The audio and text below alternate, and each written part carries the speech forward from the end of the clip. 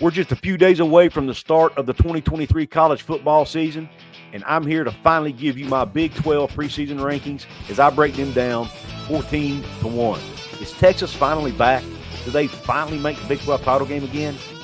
Can Kansas State repeat from last year and appear in the Big 12 title game? Does TCU take a step back? I'll answer all of those questions and give you my thoughts right after this word from our sponsor. Ladies and gentlemen, this episode is brought to you by Dutch Miller Automotive, where friends and family pricing means you get the best deal right up front on any new or pre-loved vehicle in stock every time. With brands like Chevrolet, Chrysler, Dodge, Jeep, Ram, Kia, Hyundai, Ford, GMC, Buick, and Subaru, the Dutch Miller Automotive family is always growing and ready to put you in the car or truck you've been searching for. Check out our inventory across West Virginia at DutchMillerAuto.com or come in today to the home of friends and family pricing, only at a Dutch Miller Automotive store near you.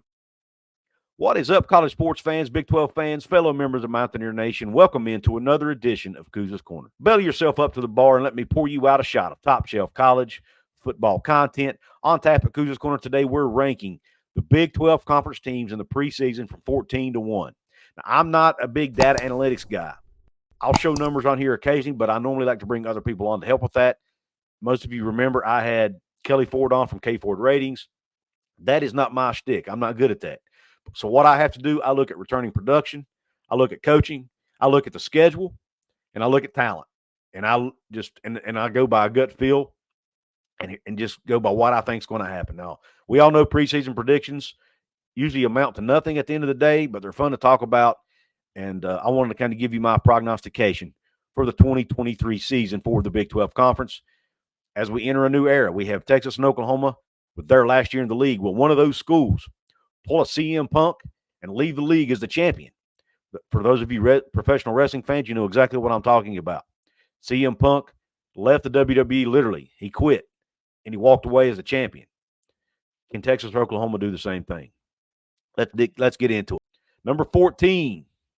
I told you before, I think this will be the worst team in the conference, and I stand by it. I think it's the Cincinnati Bearcats. Now, originally, I was going to, when I first put together the notes for this video, I had Iowa State in this spot, but I thought, you know what, Iowa State and Cincinnati play each other for one. And I just, even though there's a lot of turmoil within that program because of losing their quarterback, their star running back, some other players because of the gambling situation, Matt Campbell's just too good of a coach. And Iowa State has too good of a home field advantage for them to go win us in the conference, in my opinion. So I've got Cincinnati in this spot. I think Cincinnati goes winless. I think they're 0-9 in the conference. They're replacing their coach. They're changing conferences, and they only have 9 players returning with starting experience. Just too much to overcome, in my opinion, for this team in this year. So I have Cincinnati at 0-9, finishing dead last in the Big 12. 13, another one of the newcomers, the Houston Cougars. I have Houston going 2-7. I do think they pull off an upset over somebody.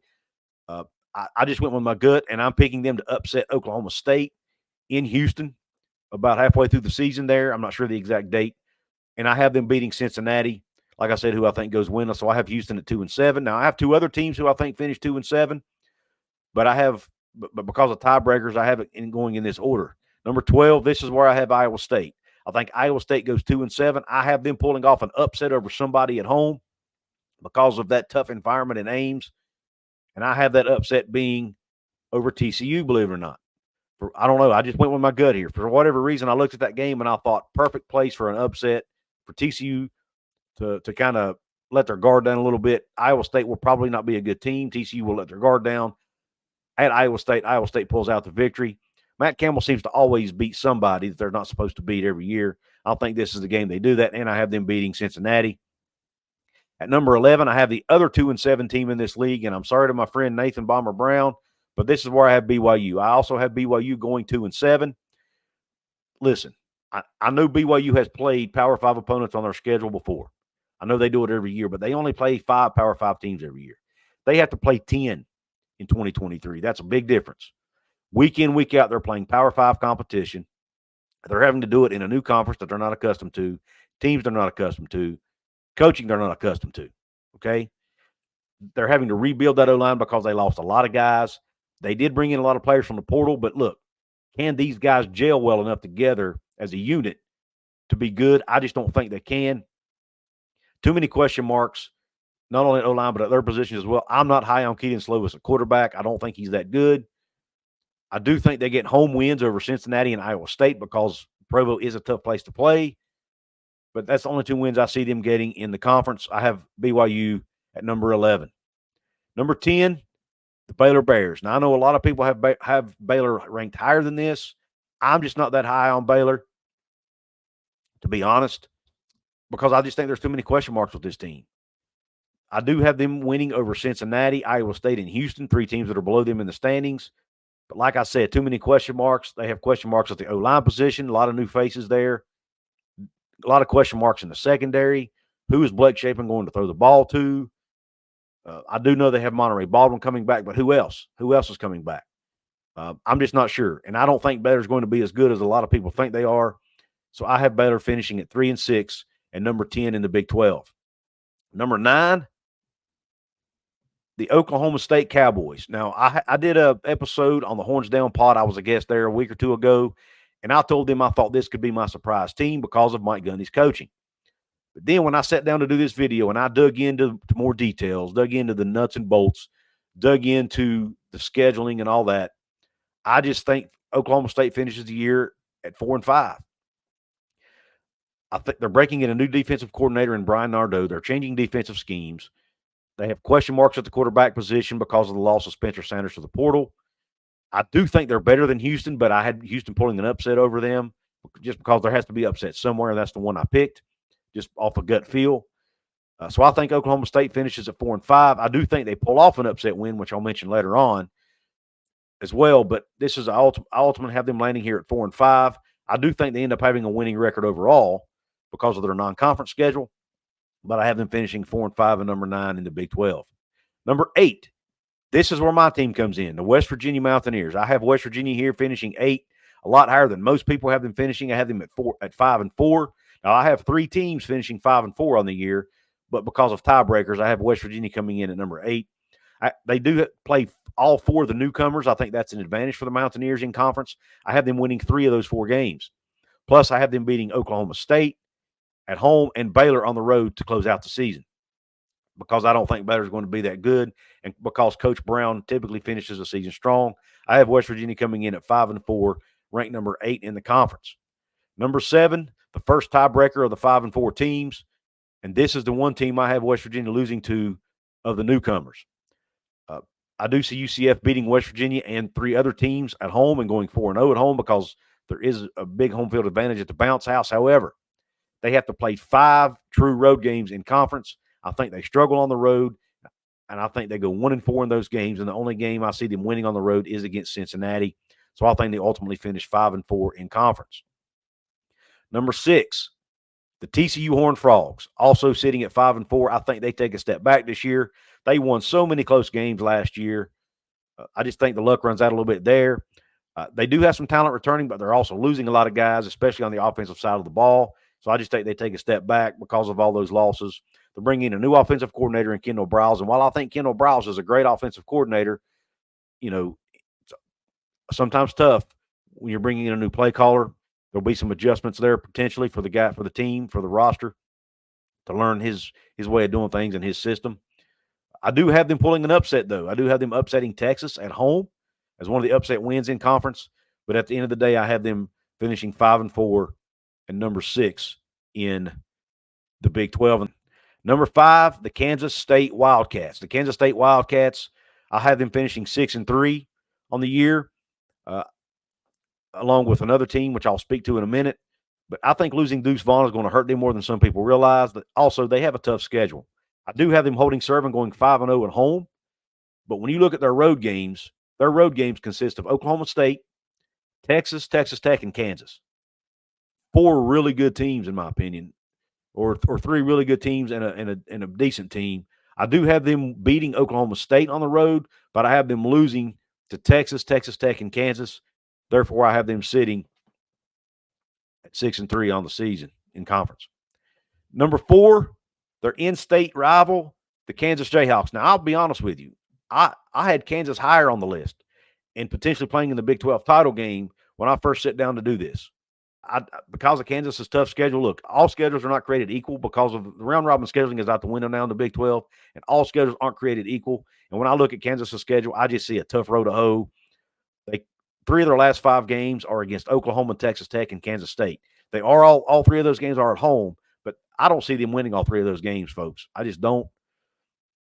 I do have them beating Oklahoma State on the road, but, man, at the end of the day, just a tough schedule for Kansas. And I see them finishing 4th and going 6-3 in the conference. Number 3, this is where I have the Oklahoma Sooners. I sat down and started digging into the numbers, looking at the schedule. Oklahoma has one of the easier conference schedules, to be honest with you. They only have 4 true road games. They do have the Red River rivalry game, which is considered a road game, but it's at a neutral site, so it's not a true road game. I do have them losing that game, and I have them dropping a home loss to Kansas. But I have that as their only 2 losses on the year because of their schedule. I have them going 7-2 and finishing 3rd in the conference. Now, these final 2 are the 2 that will be playing in Arlington for the conference title game. And unfortunately, yes, the Longhorns are one of them. Number 2, I have the Texas Tech Red Raiders. I have Texas Tech. Now, look, they do play 5 true road games, which will be a tough test for Joey McGuire and his squad. And one of those is at Texas, and that is the one game I have Texas Tech losing. I think they finish 8-1 on the year in conference, with Texas on the road being their only loss.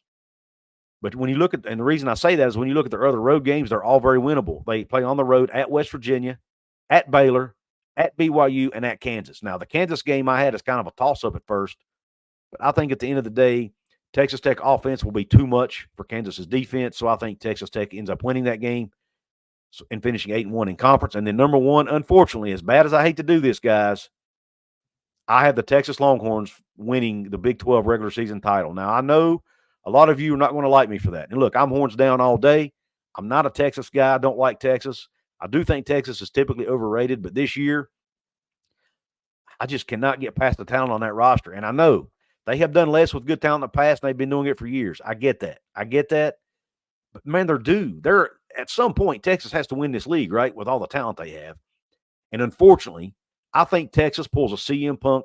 I think they come in, win the regular season crown, and walk away. Now, will they win the Big 12 conference title game? Don't know yet. I'm not ready to go there yet, but I do think they at least win the regular season title in the Big 12. They haven't played in the conference title game since 2018, haven't won it since 2009, so they're kind of due, man. They're kind of due. The law of averages at some point have to play a role here, right? So I think Texas makes that Big 12 title game finally in their last year in the conference, as bad as I hate to say it. And like I said, do they finally win it this year? I'm not sure. It'll be a great game, them and Texas Tech. It'll be a repeat of a game early in the year, and it could go either way. But on paper, this team is just too dang talented. And the way the schedule lines up for them, I just see them finishing 8-1 and winning the Big 12 regular season conference title game. Let me know, Couz's Corner family, your thoughts on this list. Where did I go wrong? Where did I get it right? What teams would you change? I want to know in the comment section. Want to support my channel here? You can do so financially by becoming a channel member, becoming a member of the VIP club. Below, you see my pub level members. Earlier, I showed you my club level members. Planning to do some score prediction contests in the season. In order to do that, you have to be a channel member in order to participate in those. There are other perks too, early access to some videos. Once in a blue moon, I'll do a members-only live stream. There are merch discounts for the club level members. There are other things, member shout-outs, like the names along the bottom. Your comments take priority during live streams, things like that. So a lot of perks to go along with being a channel member. You can also check out my merch store. Check out the Fanatics link to do your Fanatics shopping. But you can also support me free, guys. And there's 4 ways you can do that. You can hit the thumbs up button or the thumbs down button if you thought this video sucked. You can drop the comment below, share it with your friends, and last but not least, subscribe to the channel. Help me get those subscriptions up. I'm trying to hit 10,000 by the end of the calendar year. Help me to do that, please. With that being said, I really appreciate your support. I appreciate you tuning into this episode. And until the next one, Q Country Roads.